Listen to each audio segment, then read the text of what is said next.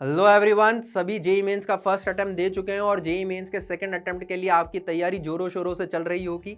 तो मैं आज आपके सामने लेकर आया हूं कि फिजिक्स के कौन से टॉपिक ज़्यादा वेटेज रखते हैं और हमको किस तरीके से इनको रिवाइज करना चाहिए। मतलब आपको मैं एक सीक्वेंस बताऊंगा जिस सीक्वेंस में आपको चैप्टर्स को रिवाइज करना है, क्योंकि अगेन सिलेबस बहुत बड़ा है और अगर बच्चा रैंडम डायरेक्शन में मूवमेंट करता है सिलेबस में तो एंड रिजल्ट उसके पास कुछ नहीं होता और बीच में वो डिमोटिवेशन भी फील करने लग जाता है कि रिवीजन मेरा कंप्लीट ही नहीं हो पा रहा है। तो इसलिए आज हम लेकर आए हैं high weightage chapters of physics. तो आर यू एक्साइटेड? मुझे जरूर बताएं कमेंट के अंदर कि आप एक्साइटेड हैं या नहीं इन हाई वेटेज टॉपिक को जानने के लिए और किस सीरीज किस दिशा के अंदर आपको अपनी तैयारी को आगे प्रोसीड करना है। बच्चों, आप सभी क्योंकि जेईई मेंस का फर्स्ट अटेम्प्ट दे चुके हो तो अब तो आपको पता चल ही गया होगा कि जिस टॉपिक को आप छोड़कर गए होंगे वहीं से आपके सामने क्वेश्चन आ गया होगा पेपर में।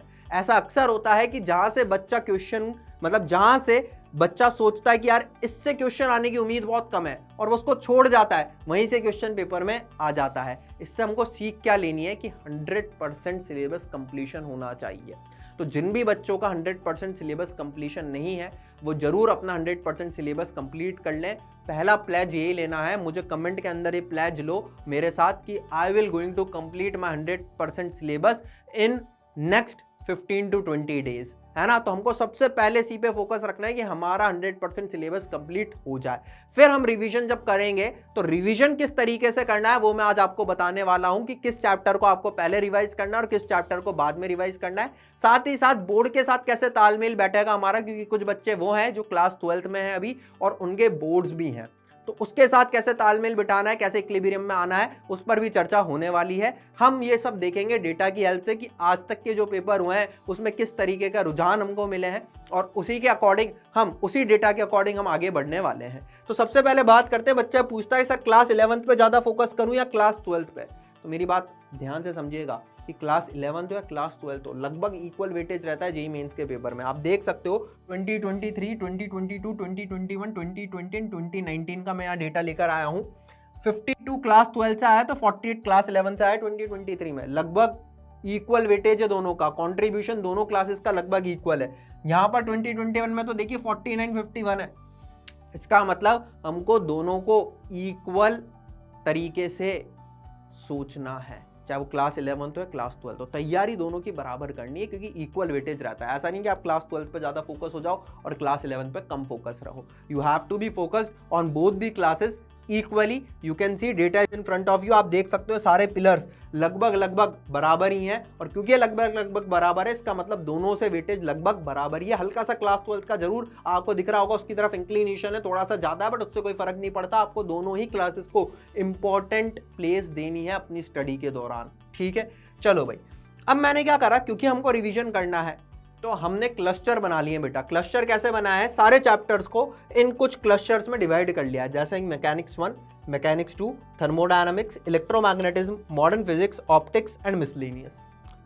सर ये कैसे क्लस्टर्स बना है? मैंने कहा अभी समझाऊंगा कि मैकेनिक्स 1 में हमने कौन कौन से चैप्टर रखे हैं, मैकेनिक्स 2 में हमने कौन कौन से चैप्टर रखे हैं, ऑप्टिक्स में हमने कौन कौन से चैप्टर रखे हैं, इलेक्ट्रोडायनामिक्स में हमने कौन कौन से चैप्टर रखे हैं, एटसेट्रा। तो देखते हैं पहले कि क्लस्टर का फॉर्मेशन कैसे करा गया है। तो यहाँ पर मैकेनिक्स 1 में अगर आप देखोगे तो यूनिट एंड डायमेंशन से लेकर हमने रोटेशन तक के सारे चैप्टर रखे हैं। Unit and dimension, vector, motion in 1D, 2D, relative, Newton's laws of motion, circular motion, work power, energy, centre of mass, rotation and gravitation, ये सब मैकेनिक्स 1 के क्लस्टर में है। मैकेनिक्स 2 के क्लस्टर में हमने क्या रखा है, हमने रखा है fluid mechanics, waves, SHM and mechanical properties of solids. ये मैकेनिक्स 2 का एक क्लस्टर है। थर्मोडायनामिक्स में हमने क्या रखा है, KTG, है ना, थर्मल प्रॉपर्टीज ऑफ मैटर, मतलब कैलोरीमेट्री हो गई, थर्मल एक्सपेंशन हो गया, एंड हमने रखा है यहाँ पर थर्मोडायनामिक्स। तो ये 3 चैप्टर हैं इस क्लस्टर में। इस क्लस्टर को ध्यान से देख लेना, हम इस क्लस्टर के अकॉर्डिंग ही आगे की एनालिसिस करेंगे और अपना रोड मैप डेवलप करेंगे, ठीक है। इलेक्ट्रोमैग्नेटिज्म में हमने रखा है इलेक्ट्रोस्टैटिक्स से लेकर EMI AC तक, तो यहाँ पर सब कवर हो जाएगा। आप देख सकते हो इलेक्ट्रोस्टैटिक्स हो गया, करंट इलेक्ट्रिसिटी हो गया, कैपेसिटेंस हो गया, मैग्नेटिक इफेक्ट्स ऑफ करंट हो गया, मैग्नेटिक प्रॉपर्टीज ऑफ मैटर हो गया, AC एंड EMI हो गया। तो ये पूरा एक क्लस्टर हमने यहाँ पर डेवलप कर लिया है। ऑप्टिक्स में रखा है ray optics and wave optics. Modern physics अपने आप में क्लस्टर है ही सही, और मिसलेनियस में हमने यहाँ पे रखा है experimental physics, electromagnetic waves and semiconductors. तो आई होप ये क्लस्टर आपको याद हो गए हों। बहुत ही सिंपल क्लस्टर की फॉर्मेशन यहाँ पे करिए। अब देखते हैं कि इन क्लस्टर का क्या क्या वेटेज रहा है प्रीवियस ईयर्स में। तो यहाँ पर अगर आप बड़े ध्यान से देखो 2023, 2022 एंड 2021 का ये डेटा मेरे सामने है। इलेक्ट्रोमैग्नेटिज्म बहुत हाई वेटेज रखती है, 27% 2023 में, 27% 2022 में, 24% 2021 में। इतना हाई वेटेज है इलेक्ट्रोमैग्नेटिज्म का। मैकेनिक्स 1 का भी लगभग उतना ही वेटेज है, और थोड़ा मैं कहूँगा इलेक्ट्रोमैग्नेटिज्म से हल्का सा ज़्यादा ही है। मैकेनिक्स 2 का भी अच्छा खासा वेटेज है, तो डिसेंडिंग ऑर्डर है लगभग, आप ऐसा मान सकते हैं। इस तरीके से यहाँ पर वेटेज आपको देखने को मिलेंगे। तो मन में क्या ख्याल आता है कि हमको पहला चैप्टर कौन सा रिवाइज करना चाहिए? सबसे पहले बताओ, सबसे पहला चैप्टर कौन सा रिवीजन लेना चाहिए जिसका वेटेज ज़्यादा हो? तो बच्चे के मन में क्या आएगा? बच्चे के मन में आएगा कि सबसे पहले रिवाइज कर लेते हैं सर इलेक्ट्रोमैग्नेटिज्म या फिर मैकेनिक्स 1। या तो इलेक्ट्रोमैग्नेटिज्म रिवाइज कर लेता हूं मैं, या फिर मैं रिवाइज कर लेता हूं मैकेनिक्स 1। इनका वेटेज ज़्यादा है तो मैं पहले ये रिवाइज कर लेता हूं। बट मेरे प्यारे बच्चों, मुझे बात बताओ कि मैकेनिक्स 1 जब आपने पढ़ी थी क्लास 11 में, तो कितना टाइम लिया था उसको पढ़ने के लिए? यूनिट डायमेंशन से लेके रोटेशन तक की मैं बात कर रहा हूँ। कितना टाइम लिया था? अप्रॉक्सीमेटली 4 to 5 मंथ्स लग गए होंगे इसको पढ़ने में। हाँ, similarly electromagnetism from electrostatics till EMI/AC, again 3 to 4 months लगे इसको पढ़ने के लिए। तो जब आप इसको रिवाइज करोगे तो अगेन आपको अच्छा खासा टाइम लगेगा। समझ रहे हो? तो आपको इस ऑर्डर में नहीं रिवीजन करना कि पहले इलेक्ट्रोमैग्नेटिज्म कर लेते हैं या मैकेनिक्स 1 कर लेते हैं, फिर दूसरा अकॉर्डिंगली कर लेंगे और आगे इसी सीक्वेंस में कर लेंगे। नहीं, यहीं पर पूरी का पूरा खेल है। इफेक्टिव रिवीजन करना है, मतलब कम समय में मैं ज़्यादा मार्क्स अचीव कर पाऊँ। इससे क्या होगा, जब आप ऐसा, भाई सिलेबस तो पूरा ही कंप्लीट करना है, लेकिन स्टार्टिंग अगर ऐसे करोगे कि कम टाइम में आपको लगेगा यार इतने मार्क्स तो मैं अचीव कर ही लूंगा, फिर इतना करने पे इतने मार्क्स तो मैं अचीव कर ही लूंगा, तो अंदर से जो मोटिवेशन है ना वो डेवलप हो जाता है। और जब अंदर का मोटिवेशन डेवलप होता है तो आगे जो चुनौतियां आती है उनको आप बहुत ईजिली फेस करते चले जाते हो और बहुत आसानी से आपका जो पाथ है ना वो ईजी हो जाएगा। तो बड़े ध्यान से समझते हैं सबसे पहले कौन सा चैप्टर बच्चे को करना चाहिए। Again this is my point of view, your point of view can be different, but आप समझिए मैं लॉजिक पे बात करूंगा। वैसे ही फिजिक्स का फैकल्टी हूं तो बिना लॉजिक के हम बात नहीं करते। मॉडर्न फिजिक्स को अगर मैं बोलूं तो मैं इसको नंबर 1 पोजीशन पे रख रहा हूं कि सबसे पहले बच्चे को मॉडर्न फिजिक्स कर लेना चाहिए। आपने देखा होगा जेईई मेंस का जब आप फर्स्ट अटेम्प्ट देकर आए होंगे, 2 से 3 क्वेश्चन मॉडर्न फिजिक्स से हर बच्चे को मिले होंगे पेपर के अंदर, यस और नो। और ये लेगा भी कम टाइम। आपको पता है यार, जब आपने मॉडर्न फिजिक्स पढ़ी थी क्लास में भी, तो कितने से टाइम में कवर हो गई थी, है ना? 1 मंथ भी पूरा नहीं लगा था मॉडर्न फिजिक्स पढ़ने के लिए। तो छोटा टॉपिक है, 100% यहाँ से क्वेश्चन आने की प्रोबेबिलिटी है, हाई वेटेज भी है, तो मॉडर्न फिजिक्स को पहले निपटाओ। दूसरी बात, एक तीर से 2 निशाने। मॉडर्न फिजिक्स का एक बहुत बड़ा पार्ट केमिस्ट्री में भी है ना, कि यहाँ पढ़ लोगे तो केमिस्ट्री वाला पार्ट भी कवर हो जाएगा, या केमिस्ट्री में पढ़ लोगे तो इधर वाला पार्ट कवर हो जाएगा। तो कम समय के अंदर आप बहुत इजीली इसको कवर कर सकते हो। तो सबसे पहले मॉडर्न फिजिक्स निपटाओ। सेकेंड पॉइंट जो मैं दूंगा वो दूंगा कि आपको जो सेकेंड चैप्टर करना चाहिए मेरे हिसाब से, वो करना चाहिए बेटा थर्मोडायनामिक्स। इसको डालो नंबर 2 पोजीशन पर। अगेन छोटा क्लस्टर है, बहुत इजीली हो जाता है, और वही बात है इसमें भी, एक तीर से 2 निशान है। कुछ पार्ट केमिस्ट्री में भी है, तो केमिस्ट्री वाला काम भी हो जाएगा, फिजिक्स वाला काम भी हो जाएगा, कम समय में हो जाएगा। यहाँ से भी आपको क्वेश्चन मिला ही मिला होगा अपने पेपर के अंदर, तो बहुत ईजिली बच्चा इसको कर लेता है।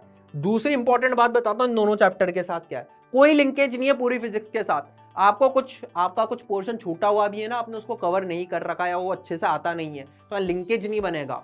इसका मतलब कि भाई मॉडर्न फिजिक्स किसी और के साथ लिंक नहीं रखती है। आपको मान लो मैकेनिक्स 2 में दिक्कत आ रही है, पर मॉडर्न फिजिक्स में मैकेनिक्स 2 का कोई काम नहीं आएगा। There will be no relation between these. तो ये इंडिविजुअल टॉपिक्स है, तो बच्चा इजीली कर भी लेगा, सीख भी लेगा और कम समय में कर लेगा। इस बात का ध्यान रखना। प्लस एक तीर से 2 निशाने तो लग ही रहे हैं। थर्ड नंबर जो मैं दूंगा वो दूंगा मैं ऑप्टिक्स को बेटा। थर्ड नंबर पर आप कर लीजिए ऑप्टिक्स। अगेन मैथमेटिक्स ज्यादा इन्वॉल्व रहती है, आपको पता है रे ऑप्टिक्स में। हाँ, वेव ऑप्टिक्स में जरूर आपको थोड़ी बहुत वेव की नॉलेज लगेगी, लेकिन 100% कोर्स तो कंप्लीट कर चुके हो ना, तो मुझे लग रहा है बच्चा इतना रिलेट कर लेगा। इस सीरीज में अगर आप इन तीनों क्लस्टर को निपटा लोगे ना, तो आप देख पा रहे हो 9 + 7 + 8, ये तीनों मिलकर कितना बना रहे हैं? देख, ये बना रहे 24%। अब सोचो 24% ही यहां पर कहीं आपको दिख रहा था, 27, 28 वही, तो आपने लगभग इनके बराबर काम कर लिया है और कम समय में कर लिया है। अगर पूरा इलेक्ट्रोमैग्नेटिज्म रिवाइज करने जाता ना तू बेटा, तो भी तुझे इन तीनों को रिवाइज करने में जो टाइम लगेगा उससे ज़्यादा लगता, और तब तेरा कितना कवर होता है 27%। और जब इतने टाइम से तू केवल इलेक्ट्रोमैग्नेटिज्म ही पढ़ रहा होता है ना, तो अंदर से एक डीमोटिवेशन आ जाता है, यार खत्म ही नहीं हो रहा, खत्म ही नहीं हो रहा, चले जा रहा है, चले जा रहा है। अब यहाँ पर क्या होगा, वैरायटी तूने कवर कर ली तो दिमाग को भी अच्छा लगता है यार, मॉडर्न फिजिक्स भी पढ़ ली, ऑप्टिक्स भी पढ़ लिया और थर्मल भी पढ़ ली, तो क्या अंदर से ऐसी फील आती है, हम ह्यूमन बीइंग्स है कि यार मेरा तो बहुत सारा कोर्स हो गया है, 24% कंप्लीट हो गया, अंदर से मोटिवेशन आएगा। फिर अब आप क्या लो, फिर आप लो इलेक्ट्रोमैग्नेटिज्म को, इसको अपन नंबर रखते हैं 4। इसका नंबर 4 क्यों रख रहे हैं, इसका नंबर मैं 4 इसलिए रख रहा हूँ क्योंकि आपको बोर्ड्स भी तो देने हैं, तो बोर्ड्स में पूरा काम आएगा। देखो मॉडर्न फिजिक्स बोर्ड्स में काम आएगा, है ना, ऑप्टिक्स बोर्ड्स में काम आएगा और इलेक्ट्रोमैग्नेटिज्म बोर्ड्स में काम आएगा, तो बोर्ड्स की तैयारी भी साथ साथ चल रही है। समझ रहे हो मेरी बात? आप थोड़ा बहुत बोर्ड्स का भी प्रिपरेशन कर रहे हो तो अपने आप ये चीजें कवर होती चली जा रही है, ये बात समझो, क्योंकि 12th क्लास वाला बच्चा अभी बोर्ड्स भी देगा तो उसको इस बात का भी ध्यान रखना है। हेंस ये सीक्वेंस बढ़िया है 1, 2, 3 एंड 4। अब आप 5th पे मैकेनिक्स 1 ले लीजिए, इसको दे दीजिए 5th नंबर, है ना। 6th ले लीजिए मिसलेनियस। सर 6th को मैकेनिक्स 2 को क्यों नहीं दिया आपने 6th नंबर? मैंने कहा समझो, मैकेनिक्स 2 में फ्लूइड मैकेनिक्स, उसके अंदर है वेव्स, उसके अंदर है सिंपल हार्मोनिक मोशन। ना चाहते हुए भी बच्चा इन चैप्टर से थोड़ा बहुत डरता है, इसमें हमको भी पता है ये बात कि आते क्वेश्चन आसान है, ऐसा कुछ भी नहीं है डरने का, लेकिन वो अंदर से एक फियर डेवलप कर रखा है बच्चे ने, पता नहीं क्यों, कि वेव्स हार्ड होता है, फ्लूइड थोड़ा सा हार्ड होता है। इसलिए मैं इसको लास्ट पोजीशन पर कर रहा हूं ताकि आप एग्जाम के जस्ट थोड़े टाइम पहले इसको रिवाइज करके जाओगे और इसको पढ़कर जाओगे तो आप फोड़ दोगे एग्जाम में, पक्की बात है। लेकिन स्टार्टिंग में कहीं पढ़ लोगे तो वहां पर जाते जाते जाते वापस कहीं ना कहीं बच्चा भूल जाता है या फिर उसको आप डर लगने लग जाता है ना। और 6th मिसलेनियस को क्यों दिया? क्योंकि मिसलेनियस के अंदर अगेन बोर्ड से रिलेटेड कुछ कुछ चैप्टर हैं, प्लस मिसलेनियस बहुत आसान है, एरर पढ़ने में ज़्यादा टाइम लगा नहीं था, एक्सपेरिमेंट्स पढ़ने में ज़्यादा टाइम लगा नहीं था, और आपको पता है अब तो सेमीकंडक्टर में भी ज़्यादा कुछ बचा नहीं क्योंकि ट्रांजिस्टर तो सिलेबस से हटा दिया, तो लॉजिक गेट्स हैं, थोड़ा बहुत सेमीकंडक्टर है, जीनर डायोड वगैरह, पीएन डायोड, दैट्स इट। तो आप बहुत सिंपली इसको कर लोगे, इसलिए मैंने इसको 6th पोजीशन दे दिया। तो अगर आप इस सीक्वेंस में अपनी पढ़ाई को लेकर जाओगे तो बहुत इजीली कोर्स भी कंप्लीट कर पाओगे और कभी भी डीमोटिवेटेड भी नहीं होगे जर्नी में, जो जर्नी है आपकी आगे की। प्लस जो बोर्ड्स का टच है वो आपको मिलता रहेगा, तो आप बोर्ड्स के लिए भी ज़्यादा फिक्र नहीं करोगे कि यार मैं तो 11th पढ़ रहा हूँ, देने बोर्ड्स हैं, तो क्या मिसमैच हो जाता है पूरा, और फिर बच्चा पूरा उस जाल में फंस जाता है और कुछ रिजल्ट नहीं निकलता, नेट आउटपुट एंड में 0 हो जाता है रैंडमाइजेशन की वजह से। तो इस बात का ध्यान रखना, है ना। अब अपन आगे बात कर लेते हैं कि अब अपन देखते हैं चैप्टर वाइज खेल। बड़े ध्यान से देखो, मैकेनिक्स 1, अब यहाँ देखना 2023 में 24 शिफ्ट्स हुई, 2022 में 22 शिफ्ट्स हुई, 2021 में 26 शिफ्ट्स हुई, है ना। अब उसमें मैकेनिक्स 1 में आप ये देखो 13 क्वेश्चन आए सेंटर ऑफ मास से, इन 24 शिफ्ट्स में 13 क्वेश्चन कहाँ से आए? सेंटर ऑफ मास से। और ग्रेविटेशन से कितना है माय डियर? 39 क्वेश्चन। मतलब हर शिफ्ट में आप देख रहे हो लगभग 1.5 क्वेश्चन करीब बन रहा है यहाँ पर। इसका मतलब ग्रेविटेशन छोटा चैप्टर, इजीली होने वाला भी, सेंटर ऑफ मास से बच्चों को डर लगता है बट वो पूछा कम जा रहा है ना। तो आपको इस चीज़ का ध्यान रखना है कि हमको जो हमारी तैयारी है ना, इस डेटा को बहुत ध्यान से देख लो, है ना।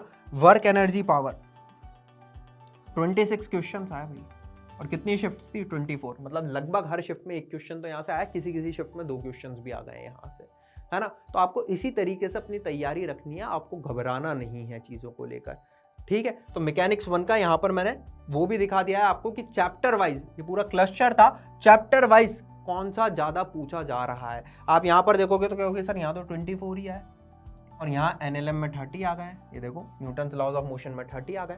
तो बेटा ये वेरिएशन तो हमेशा चलेगा, बस आपको ये ध्यान रखना है कि मुझे कौन सा चैप्टर पहले निपटा देना है। प्लस मैकेनिक्स 1 में रहता है हाई लिंकेज। लिंकेज मतलब भाई अगर आपने लॉज ऑफ मोशन ढंग से नहीं पढ़े, लॉज ऑफ मोशन ढंग से नहीं पढ़े, आपको वर्क एनर्जी पावर समझ में नहीं आएगा, आपको सेंटर ऑफ मास समझ में नहीं आएगा, आपको रोटेशन समझ में नहीं आएगा। समझ रहे हो ना। तो इसको तो एक सीक्वेंस में ही पढ़े, इसको एक ऑर्डर में ही पढ़े, है ना। ये डेटा जरूर मैंने दिखाया कि ग्रेविटेशन एक अलग भागता है और बच्चा इसको छोड़ जाता है जल्दबाजी में, तो उसको छोड़कर नहीं जाना है, ठीक है। सिमिलरली आप यहाँ पर देख सकते हो ऑसिलेशंस 23, 15, 36, है ना, और वेव्स 20, 22 एंड 19। तो आप यहाँ पर देख सकते हो आउट ऑफ दी शिफ्ट किस चैप्टर से कितने क्वेश्चंस पूछे गए और हर शिफ्ट में क्या लगभग एक क्वेश्चन उस चैप्टर से आया या नहीं आया, पहले उनको निपटा दो। उसके अंदर भी अगर लिंकेज नहीं है, लिंकेज है भाई, बिना ऑसिलेशन के आप वेव्स नहीं पढ़ सकते, सीधी गणित है। पहले ऑसिलेशन समझ में आना चाहिए, फिर वेव समझ में आएगा। तो अगर लिंकेज है तो आपको उसी सीक्वेंस में पढ़ना, और लिंकेज नहीं है तो पहले उन चैप्टर को निपटाओ जहां से गारंटी है कि यहां से तो क्वेश्चन फंसेगा ही फंसेगा, है ना। उससे मोटिवेशन रहेगा बस अंदर, और कुछ नहीं है। सिलेबस पूरा ही कंप्लीट करना है, मैं बार बार बता रहा हूं। तो ऐसे बहुत सारे डेटा है, आप चाहो तो स्क्रीन को पॉज करके समझ सकते हो बातों को। जैसे कि आप यहाँ देख सकते हो थर्मोडायनामिक्स अलग ही भागते हुए दिख रहा है आपको बाकी इन 2 चैप्टर से, और ये है भी अलग ही। इनका कोई इधर से कोई बहुत बड़ा लिंकेज तो है नहीं, थोड़ा छोटा मोटा लिंकेज है जिसको आप बिना पढ़े भी समझ सकते हो। तो थर्मोडायनामिक्स अगेन आउटशाइन करा है आउट ऑफ दीज 3, है ना। बट मेरा 100% यही मानना है कि आपको 100% सिलेबस कंप्लीट करके जाना है ना। अब वो आपकी इच्छा, आपको किस तरीके से यहाँ पर कवर करना है। आप स्क्रीन को पॉज करके इस डेटा पर एक बार नजर डाल सकते हो। बट अगेन मैं कह रहा हूँ, अगर लिंकेज है तो ऑर्डर में ही पढ़ना बेटा, और अगर लिंकेज नहीं है तो अकॉर्डिंग टू डेटा आप अपना खेल खेल सकते हो। तो ये सारे डेटाज मैं आपके सामने लेकर आया हूं। मॉडर्न फिजिक्स में भी देखो डुअल नेचर ऑफ मैटर बाकी दोनों से आउटशाइन करा है हर बार। तो डुअल नेचर ऑफ मैटर पे ज्यादा कंसंट्रेशन रखनी है, इसका ध्यान रखें, है ना। इस बात का ध्यान रखें। बात समझ में आ रही है, क्लियर है। वेव ऑप्टिक्स और रे ऑप्टिक्स में देखो, रे ऑप्टिक्स अगेन आउटशाइन करा है 33, 28, 31। इसलिए मैंने कहा था ऑप्टिक्स पहले निपटा देना भाई, है ना। अब आपको पता है क्या, यहाँ देखो रे ऑप्टिक्स 33 क्वेश्चंस, समझना बेटा 24 शिफ्ट में। इधर आओ, इधर आओ, इधर आओ, इधर आओ, इधर आओ, यहाँ देखो। इसके अंदर इतने सारे चैप्टर्स आपको करने पड़ रहे थे, है ना। किसी एक से ज्यादा आ रहा था, किसी एक से कम आ रहा था, लेकिन वहां पर कितना सिंपल काम हुआ, इसलिए मैंने ऑप्टिक्स को ऊपर रखा था। आप देखो ऑप्टिक्स, क्या रे ऑप्टिक्स एक ही तो चैप्टर पढ़ना है भाई। समझ लो मैंने सीक्वेंस कैसे बनाई है कि मॉडर्न फिजिक्स और रे ऑप्टिक्स और थर्मोडायनामिक्स को अपन ने पहले प्रीफर क्यों करा अपनी पढ़ाई में। कम टाइम में हो जाएंगे, कम चैप्टर है, लिंकेज नहीं है, बहुत वैरायटी ऑफ क्वेश्चन वहां से फॉर्म नहीं होती, similar type of question he repeat होते चले जाते हैं। कम टाइम में बच्चा अपना मोरल बूस्ट अप कर सकता है, अपना कॉन्फिडेंस बूस्ट कर सकता है, और आगे की जो जर्नी है उसको बहुत इजीली लेकर जा सकता है। तो इस बात का ध्यान रखना। ये मिसलेनियस की भी बात देख सकते हो आप, सेमीकंडक्टर आउटशाइन कराएं यहाँ भी, है ना। इस बात का ध्यान रखिएगा, सेमीकंडक्टर आउटशाइन कराए तो इसको तो सबसे पहले निपटाओ। ईएम वेव्स तो आधे दिन में हो जाएगा, और एक्सपेरिमेंटल फिजिक्स से कम क्वेश्चन पूछे जाते हैं, लेकिन पूछा जरूर जाता है। और मैं वही कह रहा हूँ, मानो छोड़ कर गए, अब मानो देखो 24 शिफ्ट में केवल 4 क्वेश्चन यहाँ से आए, बट आप जब छोड़कर जाओगे ना तो आपको यहाँ से क्वेश्चन जरूर दिख जाता है, पता नहीं क्या है, होता है ऐसा। इसलिए छोड़कर कुछ नहीं जाना। दिखने में बहुत छोटा नंबर है कि 24 शिफ्ट में 4 क्वेश्चन आए सर, क्यों पढ़कर जाए, इसको छोड़ जाते हैं। नहीं भाई, एक एक क्वेश्चन तेरे लिए मायने रखता है, क्योंकि एक एक मार्क्स की लड़ाई है अब, है ना। वैसे ही कंपटीशन बढ़ जाएगा, सेकंड अटेम्प्ट है ना। तो इस बात का ध्यान रखना, अच्छे से पढ़ाई करो। इस सीक्वेंस में अगर फिजिक्स को पढ़ोगे तो कभी भी डिमोटिवेटेड फील नहीं करोगे, प्लस आपका जो बोर्ड्स के साथ आपको इक्विलिब्रियम मेंटेन करना है वो भी मेंटेन हो जाएगा, और जेईई मेंस 2 में आपकी रैंक और आपकी परसेंटाइल जरूर बूस्ट अप होगी। तो मिलते हैं किसी और वीडियो में, आप बने रहिए LNJE के साथ।